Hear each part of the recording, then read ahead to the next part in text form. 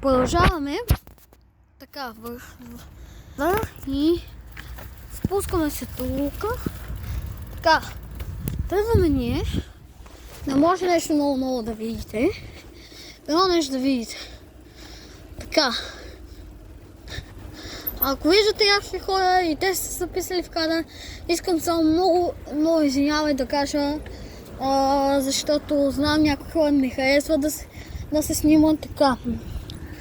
Това за сега ще опитаме да не снимаме хората или пък колите, защото тук минат много коли, може да се засече някакъв номер.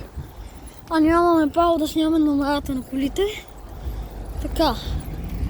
Нагласяме пак камерата надолу. Сега. Караме бързо. Така. Нямаме малко камерата, може да видите. Така. Сега. Може да ме видите на четвърта скорост кара. Ето вижте четвърта скорост. Ако успеете да видите така. Сега малко, сега Стефчо ще ми спела. Давай. Ето го. И аз съм рязко след него. Майко, как щях да си отнеса главата.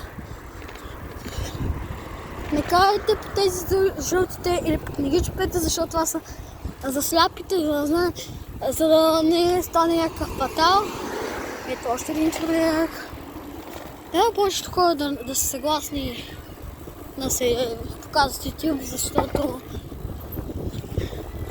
не ми се кътва и да изглежда много странно. Така, ето стигаме, тук има много хубава скара. Може да идвате когато е отворена. Така. Както може да видите, ние стигнахме краят, има още мъничко, ама това е така. Сега спираме тук, ние обикновено спираме тук за отдих. Или пък по това дърво за сянка. Къде да спираме, за да измислим план какво да правим. Тоест къде да караме и такива неща. Искам да ви кажа едно благодаря, че изгледахте тези 2 минути някакво видео как караме. Може би повече пъти ние сами ще снимаме. Ето го и Стефчо, къде е Стефчо? Ето го.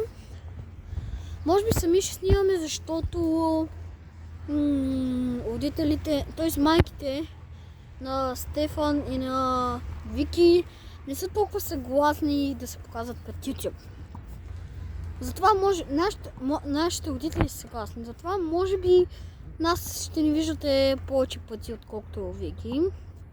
И Стефчо, ако виждате някакво Вики, само знаете, аз съм окей, аз просто снимам отзад, защото съм